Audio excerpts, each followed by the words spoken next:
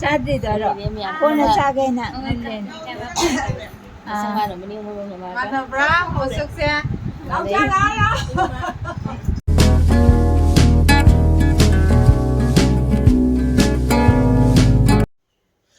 Hello ma'am. Good morning. Ma'am ay ngasidi Jiri da chatluge. Akoy nini magi macha nupi lwkhatpani aba ngasise adona akoy nemboka akoy ichanupi ga inupaga tawna chaluni akoy inya moy tawna ado loisanabudi loire ngang leiraga thoni ado moy somgi lwkhatpa do kamaina tawi ado miyam de yengalake moydi imphal lom chingbanina akoy kasar ga manade adona ay horen chatlaga miyam da akoy hajik thoye miyam gadi su phulni tu ma akoy miyam moy ichanupane kinna lay gare maningda ichanupi ga igana mamangda gadi su phul loira banina hajik thoi lambi dani yumde tholok ta ngari walida mewadaba ado dum lambi de sum yam da yengalake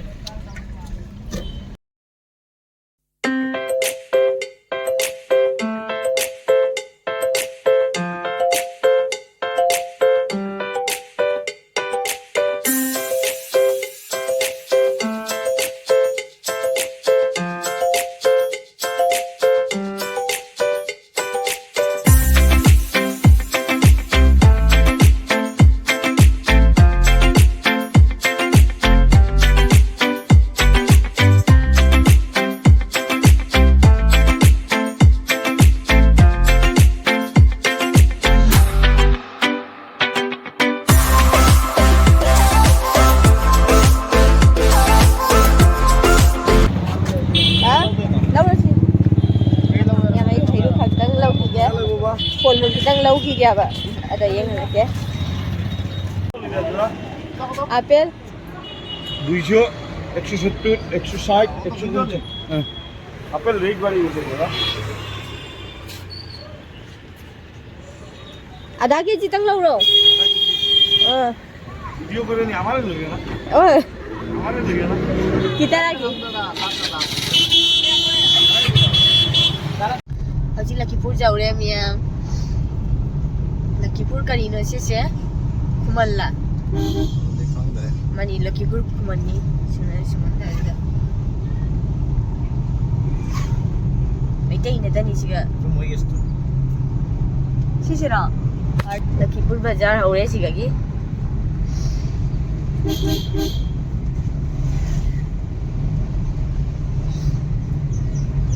ma'am सिगा Kasi numajing nina bagas yang pipam deh.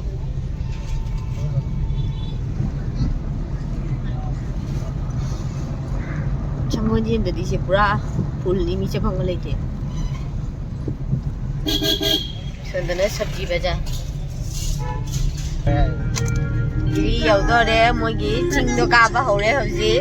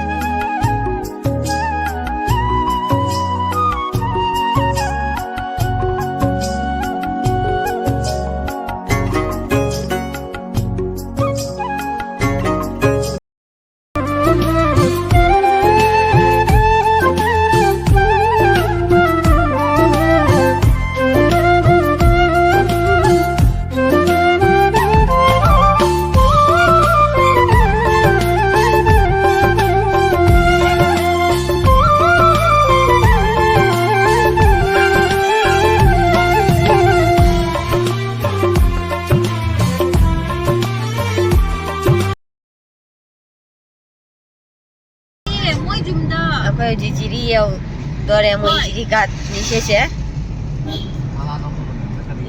Ni de em không đặt được. Oke aku jiri bam yo re. Aku jiri bam gi kan ada chang dore ba. Kira chang uto.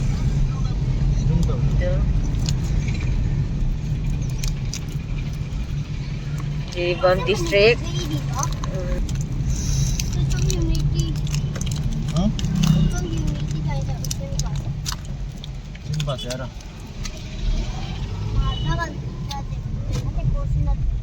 Aku hauji mogi lwkhatpagi thongan do yaure changi mi yamna tille adugini fajana kapa ngamde.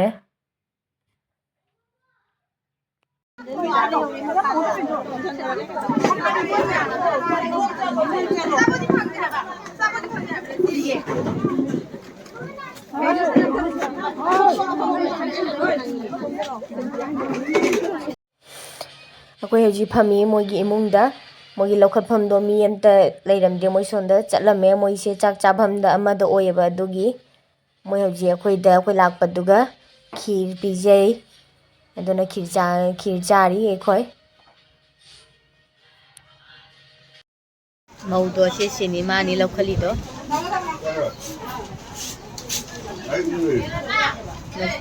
penini ma chanu pinya jena penini ni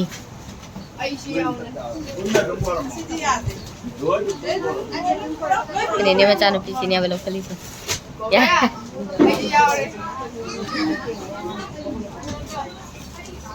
wah ni sini mai macam nupi ni lokal itu tu kau bawa ni cina jiri magi nama sutare si lokal itu memori ni Mai mama na bising.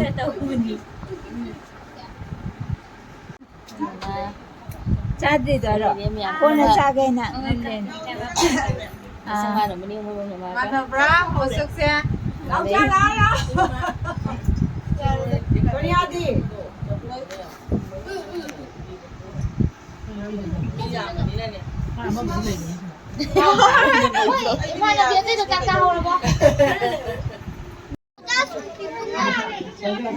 Thế thôi mami nuai traba. Nó mami to kai no po mi do. एकदम chia फिर Ami sidi. मस्जिद Cha di ne kap sak jari no ne. खोले जा रहे Char bo. मैं तो हम तक Babu lo. पंजे पाई पंडो बुआ को Hala. Babla. Moi se lokhat pa dia si ja lokhat pa ne ba do. Chak cha pham na to pa ma pham da ni. Medium ta leitre. Sonda loin cha khare. Monja do di lo thok pa na pha bani chak cha pham se to pa ma pham da ne ba do khoi hojik chali. Lokhat pa na yum da lokhat pa. Anga gai la kan ni cha. Hojik khoi chak cha pham do yaure ba do moi somda bamona chak thiri tu yengu meyam. Thi loiraga khoi phamani hauji moi ahan bagi round di chagra mare ba khoi se last oire charani khoi hauji phamme yengu ya moi di la daga happy chak se phaje yamna mathen chu yam yami yengu tu mi chu yam yami moi gi se aduni meyam khoi hauji charani hauji dhaman gangu natani phami meyam se moi ga chak chaloi dana moi se lokhapam siga lai ba moi hauji dakina tawbai ni ba phami se khoi mau mayumna nupa mayumda dakina tawdoini adugi moi punama phamgare aduni meyam ada phami dhaman je ingalake tu mayai dei sini sini damando nahani aba ahan nate maudusu angangi aduna mobile se yamna chanei aduni meyam akhoi su moi gi se loiraga halani ngahang leiraga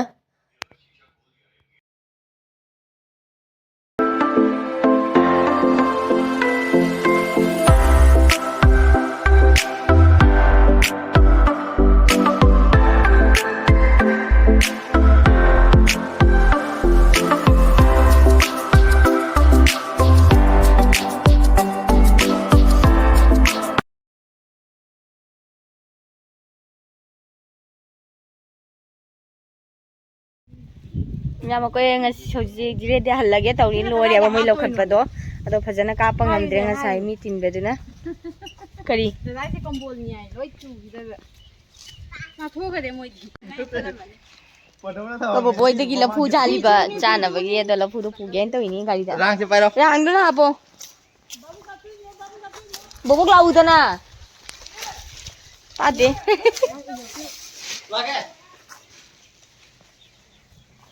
ꯑꯩꯈꯣꯏ ꯍꯜꯂꯤ ꯍꯧꯖꯤꯛ ꯃꯌꯥꯝ ꯒꯥꯔꯤꯗꯅꯤ ꯂꯝꯕꯤꯗꯅꯤ ꯍꯧꯖꯤꯛ ꯑꯗꯣ ꯏꯆꯥꯅꯨꯄꯥꯁꯨ ꯇꯨꯝꯈꯔꯦ ꯑꯗꯣ ꯋꯥꯗꯅ ꯃꯊꯤ ꯇꯥꯅꯤ 이찬우피지 와 오라 말해 가이노 너무 먹을까?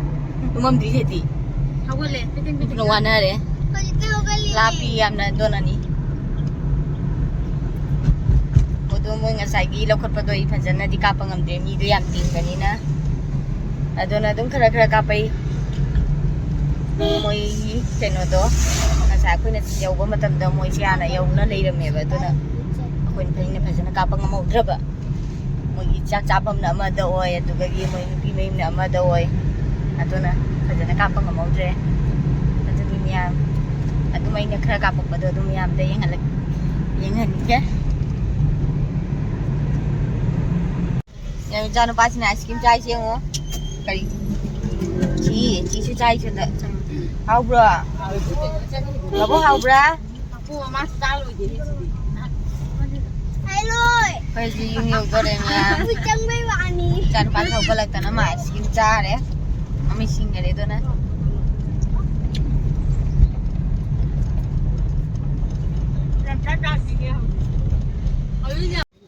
Mia moji ako yung yaure yung hawrak na. Po thangjali mo yadagi. Piray ni. Tu. Suran tayo ngalo misti mayon do. Sige misti mayon je pangai. Ado ni miyam. ꯅꯨꯡꯁꯤꯕꯤꯗꯨꯅ ꯑꯩꯒꯤ ꯆꯦꯅꯦꯜꯁꯤꯕꯨ ꯂꯥꯏꯛ ꯁꯕꯁꯀ꯭ꯔꯥꯏꯕ ꯑꯃꯗꯤ ꯁꯤꯌꯔ ꯇꯧꯕꯤꯔꯝꯃꯨ ꯑꯁꯤ ꯍꯥꯏꯔꯒ ꯑꯩ ꯂꯣꯏꯁꯤꯟꯖꯔꯒꯦ